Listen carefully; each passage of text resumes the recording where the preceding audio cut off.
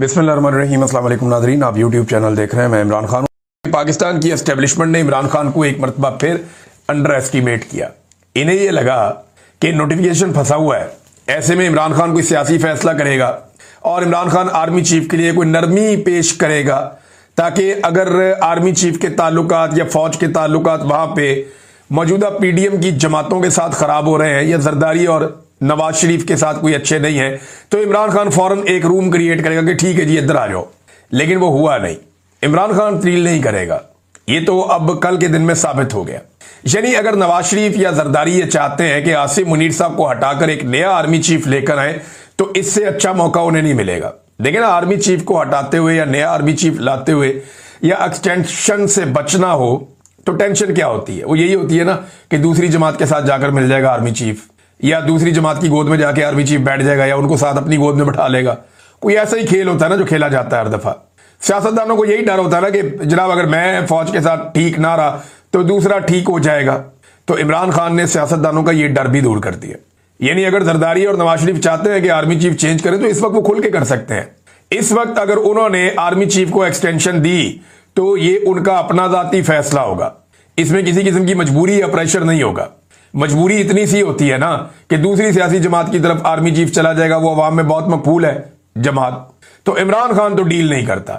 इमरान खान ने तो अपने कल के स्टेटमेंट में शट अप कॉल दी है उन तमाम जहनों को जो दस्तक दे रहे थे अडियाला जेल के दरवाजे पर कि जनाब ठीक है उधर ताल्लुकात खराब है, जरा आपको भी चेक कर लेते हैं। तो इमरान खान साहब ने कहा लो कर लो चेक। तो इमरान खान डील नहीं करेगा। अगर नया आर्मी चीफ लाना चाहते हैं तो इससे बेहतर मौका इन्हें दोबारा नहीं मिलेगा। नाजरीन, द गार्डियन ने एक army chief field marshal Asim Munir के बारे में एक आर्टिकल लिखा है।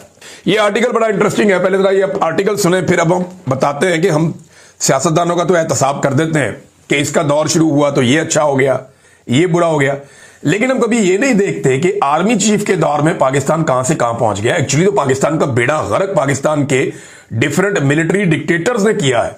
सियासतदान तो ना 3 में ना 13 में, एक तो बेचारों को इक्तदार मिलता ही नहीं है, मिले भी तो मुद्दत पूरी नहीं होती।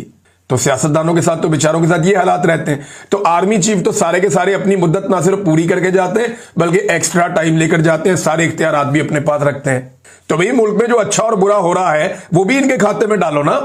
ये भी आपको देखना चाहिए कि एक आर्मी चीफ की मुद्दत मुलाजमत में पाकिस्तान कहां पहुंच गया। इस पर हम बात करते हैं, लेकिन पहले जरा ये आप देखें द गार्डियन का जो आर्टिकल है, इसका जो उन्वान है वो ये है कि Pakistan increasingly powerful army chief a king above all, सबके ऊपर एक बादशाह।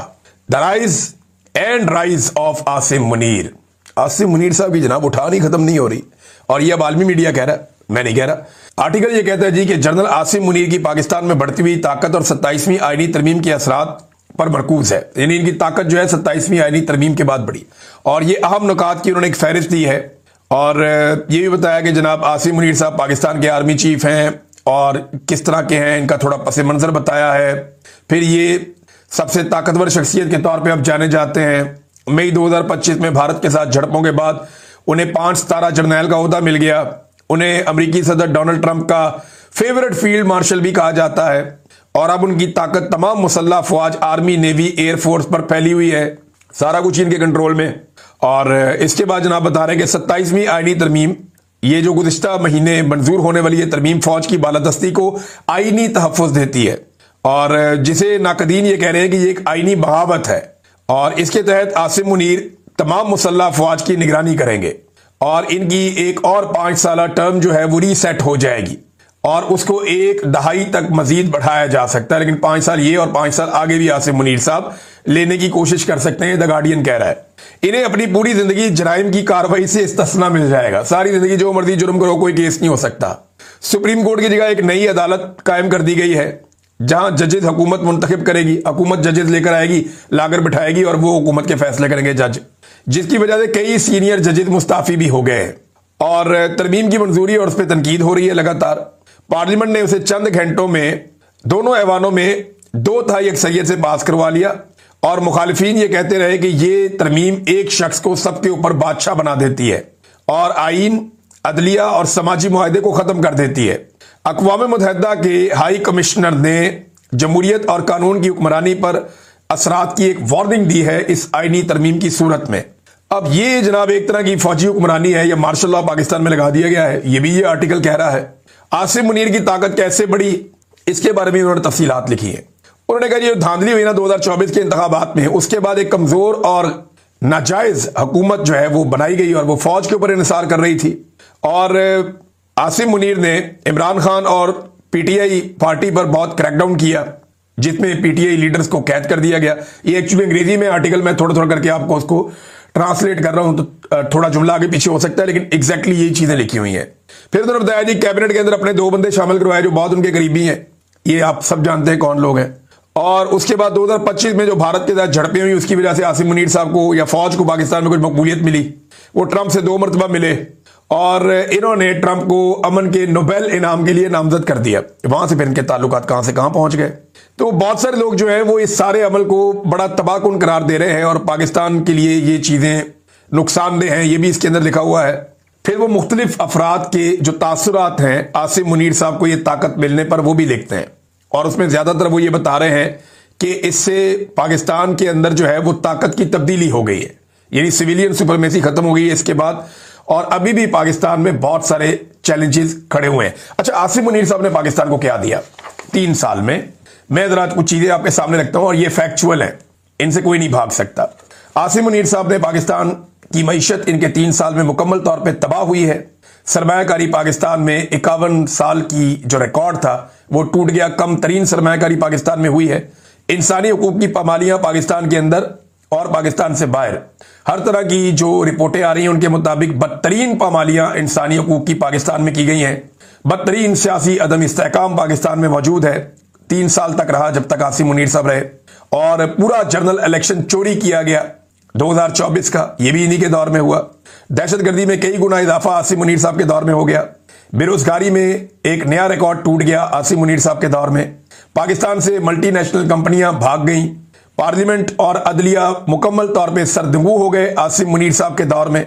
आजाद अदलिया नाम की कोई चीज पाकिस्तान में नहीं बची। मीडिया पर खौफनाक पाबंदियां लगाई गई आसिम मुनीर साहब के दौर में। दर्जनों सहाफियों की नौकरियां, उनके काम, उनके प्रोग्राम्स बंद कर दिए गए।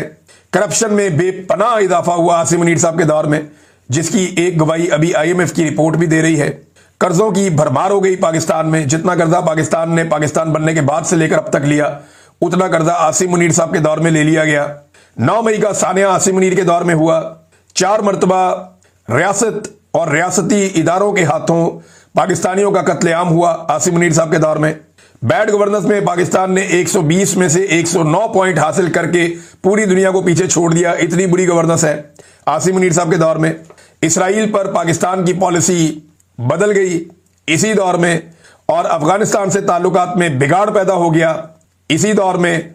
सिंध तास मुआहिदा भारत ने खत्म कर दिया इसी दौर में। SIFC की मुकम्मल नाकामी, ये आसिम मुनीर साहब ने एक इदारा बनाया, लेकिन ये इदारा भी मुकम्मल तौर पे नाकाम हुआ और पाकिस्तान को कोई फायदा ना दे पाया। आसिम मुनीर साहब के दौर में फौजी क़यादत की सियासत में बदतरीन मुदाखलत हुई और एजेंसियों ने बदतरीन सियासी मुदाखलत की। आइन का हुलिया ही बिगाड़ दिया गया। 26वीं और 27वीं आईनी तरमीम के जरिए से जबरी गुमशुदगियां बहुत बड़े पैमाने पर हुई आसिम मुनीर साहब के दौर में। पहली मरतबा सिक्योरिटी फोर्सेज ने खवातीन और बच्चों को भी निशाना बनाया, उन्हें भी गिरफ्तार किया, उन्हें भी हिरासा किया, उन्हें भी तशद्दुद का निशाना बनाया आसिम मुनीर साहब के दौर में। महंगाई का एक तूफान खड़ा हो गया। फौज और अवाम में फासले बढ़ते गए आसिम मुनीर साहब के दौर में। ये वो नेगेटिव चीजें हैं जो आसिम मुनीर साहब के दौर में हुई। साबिक वजीर आजम को जेल में रखा और दर्जनों और चीजें मैं बता सकता हूं। तो नेगेटिविटीज की भरमार है इन 3 सालों में, जिनमें फील्ड मार्शल आसिम मुनीर ने पाकिस्तान के अंदर हुकूमत की। और इस बुनियाद पर उन्हें रिटायरमेंट ले लेनी चाहिए। उनकी टर्म पूरी हो गई है, कोई अच्छी टर्म नहीं थी, उन्हें रिटायरमेंट ले लेनी चाहिए। एक मुतनाज़े आर्मी चीफ वो बन गए हैं, तो दूसरे को आने दें। दूसरा आके कोशिश करे कि वो फौज को इस तनाज़े से निकाले और सियासी मुदाखलत बंद करे और मामलात को आइन और कानून के मुताबिक चलने दे। सियासतदानों को पाकिस्तान का फैसला मिलकर बैठकर करने दे। होना तो ये चाहिए, लेकिन यहां आसिम मुनीर साहब रिटायरमेंट लेना नहीं चाहते। अच्छा, आसिम मुनीर साहब के दौर का कोई अच्छा काम तो होगा ना, कोई ऐसा कारनामा जिसे आप कहिए अच्छा काम हो गया। हाँ, तो वो बता देते हैं आपको। आसिम मुनीर साहब के दौर में रवां साल मई के महीने में भारत के हमले के जवाब में पाकिस्तान की एयरफोर्स ने 6 भारतीय तैयारे मार गिराए और इसकी बुनियाद पे आसिम मुनीर साहब ने फील्ड मार्शल का ओहदा भी ले लिया, ताहयात मुराद भी ले ली और ताहयात इस्तिस्ना भी ले लिया। जबकि उनके लिए एक नया ओहदा भी तख्लीक किया गया, चीफ ऑफ डिफेंस फोर्सेस का। ये अब हो रहा है, यानी एक पॉजिटिव काम है वो पाकिस्तान एयरफोर्स ने किया है, 6 तैयारे गिराए हैं इंडिया के, और इसकी बुनियाद पे आसिम मुनीर साहब ने बहुत सारा फायदा भी ले लिया। अब इसी बुनियाद पे वो दोबारा भी 5 साल के लिए आर्मी चीफ रहना चाहते हैं, या ये जो बड़ा ओहदा मिल गया इसको वो एंजॉय करना चाहते हैं। लेकिन नवाज शरीफ और जरदारी के पास मौका है, अगर वो आसिम मुनीर को हटाना चाहते हैं तो बड़े आराम से हटा सकते हैं, बहुत आराम से हटा सकते हैं, क्योंकि इमरान खान डील नहीं करेगा, इमरान खान किसी की पीठ में खंजर नहीं घोंपेगा। अगर सियासतदान आज नया आर्मी चीफ लाना चाहे तो वो ला सकते हैं, ऐसी सहूलत पहले किसी और सियासतदान को मुयसर नहीं थी। नाज़रीन, इमरान खान साहब की बहन अलीमा खानम साहिबा ने स्काई न्यूज को इंटरव्यू देते हुए बताया कि इमरान खान 90% मकबूल है पाकिस्तान में, और उसे कैद तन्हाई में डालना अवाम की आवाज को खामोश करना या दबाने के मुतरादिफ है, और ये चाहते हैं कि इमरान खान को लोगों के दिमागों से मिटा दें। तो ऐसा होता हुआ तो फिलहाल दिखाई नहीं दे रहा। पाकिस्तान में मकबूलियत बहुत ज्यादा है इमरान खान साहब की। और एक चीज मोहम्मद जुबैर साहब ने कुछ पोल खोले, जरा मैं आपके सामने रख देता हूं, क्योंकि आसिम मुनीर साहब के दौर का जिक्र हो रहा है तो ये आ गया। गवर्नर स्टेट बैंक कह रहा है कि वक्त आ गया है कि हुकूमत अपनी पॉलिसी तब्दील करे। प्राइवेटाइजेशन के वजीर कह रहे हैं कि पाकिस्तान में सरमायाकारी के मौके हैं, लेकिन गवर्नेंस की बदतरीन सूरत की वजह से कोई यहां सरमायाकारी नहीं करेगा। गवर्नेंस के हवाले से अभी एक ग्लोबल सर्वे आया और उसने बताया कि पाकिस्तान का नंबर सबसे ही खराब है। ये जनाब मोहम्मद जुबैर साहब बता रहे हैं। फिर उन्होंने कहा जी, national coordinator SIFC general Sarfaraz ने कहा कि पाकिस्तान में जितने टैक्सेस हैं कोई सरमायाकारी नहीं करेगा। उन्होंने कहा पाकिस्तान में बिजनेस एज यूजुअल नहीं चल सकता। हम यही बात करते थे तो हमें गालियां पड़ती थी। मोहम्मद जुबैर साहब ने कहा देखें, ये बात जुबैर साहब आप उस दौर में करते थे जिस दौर में हालात मुख्तलिफ थे। यहां जिस मुल्क में इस वक्त मैं हूं, यहां बहुत ज्यादा टैक्सेस हैं बरतानिया में। यहां कारोबारी हजरात को बेशुमार टैक्सेस देने पड़ते हैं, लेकिन क्या है कि इनकी अदलिया काम कर रही है। यहां पे रूल ऑफ लॉ है, यहां पे आजादी इज़हार राय है, यहां पे जुल्म और ज्यादती नहीं है, इंसानी हकूक की पामालियां नहीं हो रही, मैंडेट को कुचला नहीं जा रहा। तो इतने सारे टैक्सेस के बावजूद यहां पे काम चल रहा है। पूरी दुनिया से लोग इन्वेस्टमेंट लेकर इस मुल्क में आ रहे हैं, यहां पे आके कारोबार करना चाहते हैं। रोजाना बेशुमार ऐसे पाकिस्तानी मुझे मिलते हैं जो कोई ना कोई कारोबार या कर रहे हैं या मजीद कारोबार शुरू करना चाहते हैं। कोई किसी कारोबार में, कोई किसी कारोबार में। वजह क्या है? इतने सारे टैक्सेस देके भी लोग यहां कारोबार कर रहे हैं। पाकिस्तान में तो इसके मुकाबले में टैक्सेस है ही कोई नहीं, कुछ भी नहीं। मसला खाली टैक्सेस का नहीं है, लोग टैक्सेस भी पे कर देते हैं। और भाई मुल्क का माहौल तो ठीक करो, मुल्क के अंदर कुछ थोड़ा सा इंसानियत तो पैदा करें। आप अदलिया को तो आजाद करें, मीडिया को तो आजाद करें, पार्लिमान को तो आजाद करें, इंसानी हकूक की पामालियां तो बंद करें, रूल ऑफ लॉ तो पाकिस्तान में होने दें।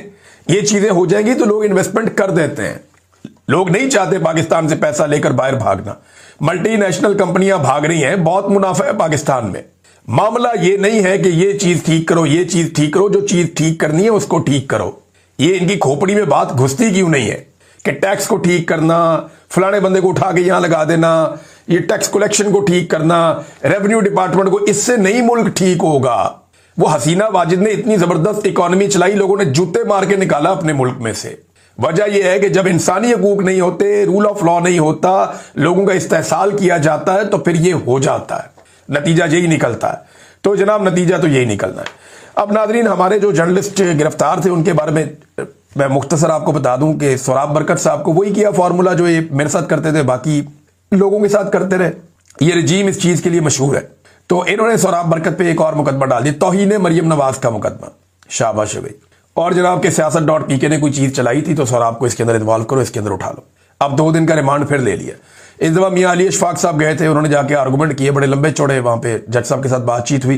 प्रोसिक्यूशन के बाद किसी चीज का जवाब भी नहीं था, लेकिन जज ने 2 दिन का रिमांड दे दिया। अब आपको पता है कि अदलिया को कैसे कंट्रोल किया जाता है। दूसरी जानिब आगा शेख सरवर और राय गुलाम अली, उन दोनों की शनाख्त पीरियड मुकम्मल करके आज पेश करना था, तो वहां आकर पुलिस ने कह दिया जी कि अभी हमें और टाइम दे दें। वहां पे भी बहुत आर्गूमेंट हुए, लेकिन जज ने वहां पे भी 2 दिन दे दिए, जनाब 2 दिन और आप शनाख्त परेड कर लें। देखिए, आगा शेख सरवर ने बताया था कि उनके ऊपर तशद्दुद किया गया है। ये क्या वजह है कि इतने दिन गुजरने के बावजूद आगा शेख सरवर साहब को और राय गुलाम अली साहब को अदालत में पेश नहीं किया जा रहा? क्या उनके जिस्म पे कोई टॉर्चर के निशान है? क्या कोई ऐसी चीज है जो पुलिस नहीं चाहती कि अदालत के अंदर खड़े होकर ये जर्नलिस्ट बताएं या उस चीज को खोलें? अब 2 दिन का टाइम जज ने मजीद दे दिया, पता नहीं इन 2 दिनों में क्या किया जाएगा। बहरहाल पाकिस्तान में इंसाफ का तो जनाजा ही हो गया। ये एक जज की कहानी आप देख लें, एक जज का बेटा गाड़ी चला रहा था और इसका काम चेक करें जरा आप। ये जस्टिस मोहम्मद आसिफ, ये जज को लाया गया जनाब इस्लामाबाद हाई कोर्ट में। इसके बेटे ने एक्सीडेंट कर दिया। अब मरियम नवाज खान साहिबा ये बताती हैं कि जिस वक्त एक्सीडेंट हुआ तो उस वक्त वो अकेला नहीं था, यानी ये बच्चा अंडर एज है, इसकी उम्र भी पूरी नहीं है, आईडी कार्ड और लाइसेंस भी नहीं है, और ये बड़ी बड़ी V8 गाड़ी चला रहा है, लैंड क्रूजर। इतनी बड़ी गाड़ी, एक तो जज साहब के पास ये आती कहां से है? ये तो करोड़ों रुपए की गाड़ी होती है, बहुत महंगी गाड़ी है। बहरहाल उनका बच्चा चला रहा था और उसने 2 बच्चियों को जो स्कूटी चला रही थी उनको नीचे देकर कत्ल कर दिया। अब 2 दोस्त भी उसके साथ थे लड़के के। पुलिस ने जज साहब के बेटे को गिरफ्तार नहीं किया क्योंकि उसने बता दिया कि जनाब मेरे अब्बा जो है वो जज हैं हाई कोर्ट में, और जस्टिस आसिफ मौके पर खुद पहुंच गए। बेटे को उन्होंने आगे घर भेज दिया। ओ भाई, तेरे बेटे ने एक बेटी मार दी है, दूसरी आखिरी सांसें ले रही है, सड़क पे पड़ी हुई है, तू कैसा जज है भाई कि तूने आके अपने बेटे को घर भेज दिया? अब ये रिपोर्ट अगर ठीक है तो शर्म आनी चाहिए, डूब के मर जाना चाहिए ऐसे जज को कि बेशर्म आदमी, वहां पे 2 बच्चियां पड़ी हुई हैं। ये रिपोर्ट अगर ठीक है तो फिर ये बेशर्मी है, मैं बेशर्म आदमी कहूंगा अगर ये रिपोर्ट ठीक है तो। ये कंडीशन है। लेकिन आप देखें, हरकत चेक करें, वो एक बच्ची आखिरी सांसें ले रही है, एक फौत हो गई है इस रिपोर्ट के मुताबिक। वो कहते हैं बेटे को घर भेज दिया और उसके दोस्तों को भगाया और कमजोर FIR दर्ज की गई। ये FIR बनती थी 320 कि जनाब ये एक्सीडेंट में कत्ल किया गया, ये रैश ड्राइविंग की गई है, ये गलत ड्राइविंग करते हुए उसका तो हक भी नहीं बनता, तो ये तो मुकदमा बनना चाहिए था, 10 साल की सजा होनी चाहिए थी।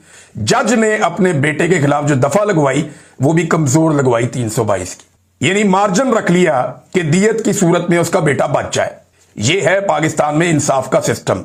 अंदाजा करें आप ये कैसी बेशर्मी और ढिठाई है कि एक जज वहां पे जाता है और ये करता है।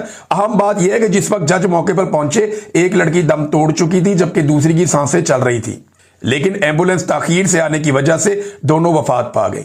लेकिन जज साहब ने अपने बेटे को फरार करा के मामला संभालना बेहतर जाना। लड़कियों का क्या था, चल बसी।